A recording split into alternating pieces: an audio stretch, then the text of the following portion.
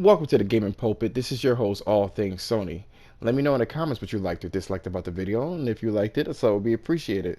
Don't forget to also tune in on one of my videos where I compare Death Stranding's graphics to The Last of Us graphics, and maybe a part 1 or 2 to it. I gotta say, but let's start. What we're going to be talking about today is not really things about Sony at, at this point in time. We're going to actually be talking about Xbox. So supposedly there was this big rumor, or I don't know if it's a rumor or not. It could very well be something that Microsoft is looking into. But apparently AT&T is looking to sell its Warner Brothers gaming sector. So upon closer, investigation, they basically stated that no, they are basically selling the gaming sector and not the actual IPs. So you'll have the talent, but you won't have the actual like IPs, the Batmans and the Mortal Kombats and things of that nature. So I know I really should be minding my own business and sitting the fuck back. But one of the in the Twitterverse, they were like, well, Sony's quiet about it. So people were like, well, Sony doesn't have the money to expend $4 billion, which they do really, but Sony's not going to do it if it's a waste of money. Now, if you're going to get Batman, the IP, and Mortal Kombat, I'm sure they would have looked into it, but that's not what they're going to do. AT&T is just doing this shit because they want to trim the fat for their company, and all the developers that makes those particular games that has the licensing right at that point in time would it basically be at the disposal of whoever purchases it. And you got EA, you got Activision, you got a lot of different people that have that talent, and they are some very, very talented people that's in there. But I saw Xbox fanboys or Xbots. That's the funny thing that I saw. A lot of people were clamoring over this shit. They were actually talking about, this is really good for Microsoft. This is super, super good.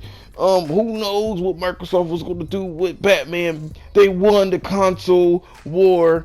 And I'm thinking to myself, like, there's a couple different problems with this statement. Microsoft bought a lot of different development studios and ruined them all, basically. The developers, I don't know how to pronounce their names, but the people that have the rights for what the fuck you call them again, Minecraft, they don't give them the freedom, so they're stuck in a perpetual Minecraft loop. You got the people that do Forza, they don't give them the freedom to do anything else. You got the people that do Halo, you kind of ruined them to the point where Bungie just dipped and just had to do their own fucking IP because they would have been in a perpetual Halo loop as well. Gears of War, Epic did this, and they left, and then you ran that series into the ground. So how would you, that's number one, how do you think they would have treated Batman and Mortal Kombat or anything else? Because even though they have talented people and they are pulling some of the talent from Sony and everywhere else, they don't know how to utilize the talent. They don't give them enough freedom to do what they want to do. That's one of the issues that I have with Microsoft in general. It's really all about the money, but then they have no pride either. That's another huge, huge issue with Microsoft. They have no pride in what they do. All it is about money. And that differs from Nintendo and Sony. They have pride in what they do. And that's why they are successful. You know what I mean? Sony has created new IPs from scratch and made them successful, whereas Microsoft had to purchase they had to purchase them. And it's like, really? And then you ran them into the ground. That's number one. Number two, like, what good would it be? This is how transparent Xbox are. What good would it be for Microsoft to purchase that group? What good would that have done? You don't give them freedom. Like, even if you did take all of that away, but you care about a plastic box that much that you just want them to kind of have these titles to itself so you could win an argument on Twitter. See, this is my problem with fanboys in general. I have a huge problem with fanboys. And yes, I was very vocal about The Last of Us Part 2. I'm not liking it. I don't give a fuck about Metacritic and what they say. I didn't like it. I'm not feeling the game. And I'm not going to let fanboyism like dictate, what I think. I'm not going to be kissing or licking anyone's ass about a game that, I really truthfully, intrinsically don't like. I don't like it. You know what I mean? It's a topic of discussion, sure, because I have this channel, but still, I don't fucking like the game. That's what it boils down to. And you get these situations where, people are blinded by sheer fanboyism to win some argument on Twitter. Oh, my game got a 94 on a Metacritic. What did yours get? A 67. Who cares? Who cares? Ultimately, Sea of Thieves was on the top selling point of Steam. So who cares? I really don't give a fuck.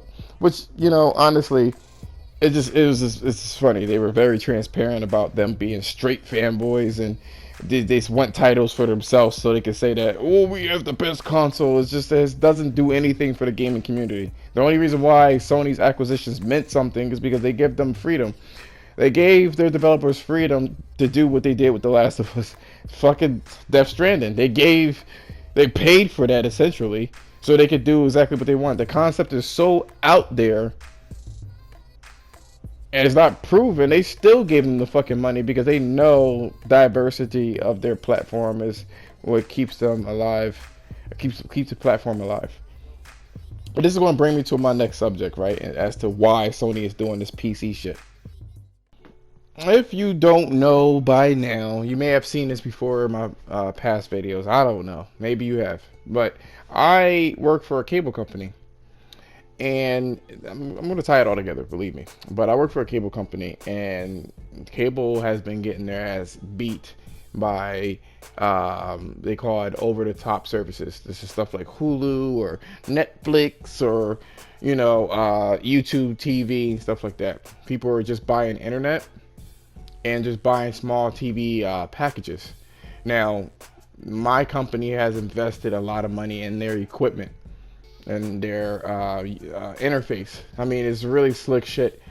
Problem is that this generation of people don't really care about all that slick shit. They just want something convenient and they can put on their phone or their smart TVs and things of that nature. But my cable company really wants people to experience it, and it is true. You don't know if you like it until you try it. It's pretty much just a tried and true statement. So what they are doing is not to undermine, but they are giving away a free TV box with the interface built in, where you could actually use Sling TV and YouTube Live and Direct TV now and things of that nature. They'll give you that for free if you have an internet package, just the internet package, just so you can experience the interface and the billions of dollars that they actually put into the service. And I've seen this myself as to how it works. It really does work when people actually use the service. They're like, you know what? I love all these different features. You know what? I actually want to upgrade. And they actually do upgrade. They will drop the Hulu Live and YouTube TV in favor of that experience, which is awesome. It's awesome shit. Sony is actually doing the same thing. They're doing the very same thing. They are putting their games on PC so that you can experience the exclusives. This is the reason why they are giving that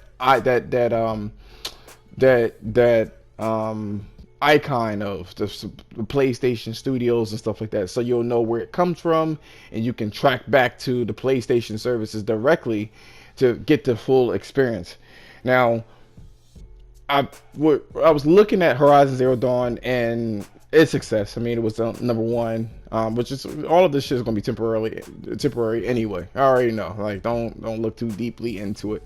But it is to be mentioned that having this is one of these things where they're going all out. They're showing the Decima engine. You can increase the textures and frame rate up to 120 frames per second. And really cool, flexible shit. But it also demonstrates the quality of, you know, the games that PlayStation has under their belt, and it's a sacrifice to do. I mean, at one point it does undermine the platform just a little bit.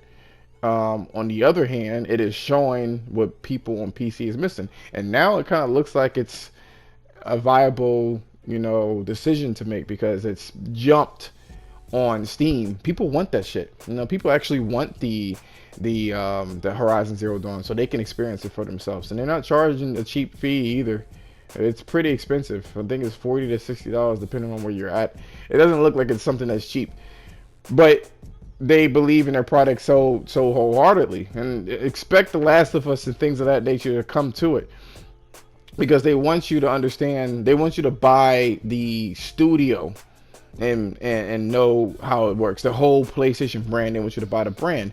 And I can't really get mad at them for doing that. You know, there was a lot of salty fucking people online. Ooh, I might as well just get the PC because they don't care about us. All I gotta say is that they don't really care about us. Like, it's really not that fucking deep. It's not. At the end of the day, it's still a company, and the company wants to grow. You need to look at the facts. The facts are they make a shit ton of money by people buying PlayStation products or PlayStation or just games on the PlayStation Network. That's where all their money is really fucking coming from. To be frank, really, that's where it's coming from. And why would they put it on PC where Steam is going to eat into it and whatever services that they have is going to eat into it? They have their own fucking service and storefront. So no, they're not going to abandon that. That'd be the stupid thing to do. But the question is really, and I can't believe I'm making this video again. It's like, what the fuck? But when I'm looking at this, it's like, okay, cool. So what is going to be the duration of time it takes for it to go to the PC? Probably 2-3 years. That's probably what's going to happen. And listen, we got to see how this is going to work. Because at the end of the day, Horizon Zero Dawn doesn't have any ray tracing or anything of that nature. So it's not really using PCs like that either. Maybe it'd be too old on a PC. We don't know. Either way, you're going to get first dibs on the PlayStation platform. And these consoles have things that PCs don't have, like that fast loading time. A lot of people just think that the SSD that Sony has is just loading time. It's a lot of things. The game won't be as large because they don't have to duplicate information. And even if it was just because of loading, it's a quality of life. Nobody wants to sit there for 40 fucking minutes. Like, I'm playing Metro Exodus, and every time I die or whatever stupid thing happens, I got to wait 45 fucking seconds. It could be the dumbest fucking thing, but guess what? I gotta wait for it. With an SSD like that, it's immediate, and that's what I want. You know what I mean? So there you go. The second thing that I was looking at as well when it comes to Sony putting their games on PC is, think about it. Sony now has a revenue stream for their controller that they put so much R&D with. People are going to be buying these controllers to play their PlayStation exclusive games as well. It's just going to feel right. It's just, I mean, what else can you do? I mean, all they gotta do is have drivers and stuff like that, and Sony's going to get money revenue from that too. Now, I'm not a shareholder from Sony or got their stocks and stuff like that, but I'm looking at it on the Sony front. Yes, they're going to want games on PC, so you can gravitate to the PlayStation 5. And if you don't want to gravitate to the PlayStation 5, which is a likelihood that would happen to a lot of the different people that purchase the game, you're still going to buy into the ecosystem, whether it be a controller or whatever the case is. So, I mean, things are looking pretty bright for the PlayStation and stuff like that. The only thing that I kind of am a little nervous on is really this Xbox Series X and how many people would really buy a cheaper console that has less graphics. You know what I'm saying? I don't know how that's going to work. But I do know that the ecosystem that people use for the PlayStation 4, they don't want to lose their games either. So, I don't know. I got to look into that.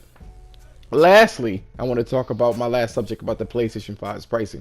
There's a new rumor out that there was it's on Reddit somewhere, and I'm just kind of curious as to Sony if they will even have the balls enough to do such a thing. I mentioned before about the Xbox Series S, not to be confused with Series X, of being a cheaper variant of the console. How cheaper? We're looking at $299. That's what it's kind of looking like. But there was a survey that supposedly somebody on Reddit basically kind of posted. Don't know where it came from. I didn't look too deeply into it until I start, really, until I start seeing it to be a real source. Then I'll look deep into it. But I figure I'll let you know, and you can do your own research. And pretty much, if it really comes out to be something, then I'll do my own research as well. Excuse me. So the whole thing about this, right, is that they say that the survey asked about the pricing of the PlayStation 5, and it was in pounds, I believe. We're looking at, if you convert it to the US dollar, it looked to be about 400 for the disc version and about 250-ish for the discless version, which is ludicrous if they're going to do that. I don't know if they're going to do that, but it is kind of indicative of how low that they're really willing to go regarding the pricing for the PlayStation 4, or 5, excuse me, if they are really willing to sell these consoles. It kind of shows it's probably not going to be as expensive as we believe. And again, they are looking to subvert expectations. That's what it looks like to me. That's what it looks like. They're trying to subvert expectations for sure. Probably to throw off competition. Who knows how they're going to handle it? But expect more information about the pricing, because apparently in August there's another state of play, which most likely is going to have more information on the UI and the pricing for the PlayStation 5. It fits in line of what they've done with the PlayStation 4. Remember, there's no E3, so there's no way of kind of measuring this this time around because of this. And then they got the COVID, and who knows what's going on. I made a video before about, like, Sony subsidizing, who knows what they're going to do. This is going to be a very, very interesting generation, especially due to the COVID and games possibly being $70. It's a little nerve-wracking. I don't want it to be. I don't give a fuck. Development costs money, but you've been like milking us dry by these DLCs and microtransactions and shit like that. So, bitch, please, you get your money. You're getting your money. Don't even fucking trip. Like, I'm not stupid. I don't want games to be $70. You shouldn't even want that shit to happen. You busy worried about, cross-platform and, if a game's going out on PC. Fight a real fight. I've said this before. I'll say it again. Fight a real fight. But anyway, that is all that I have. Thank you so much for watching, and I'll see you next time.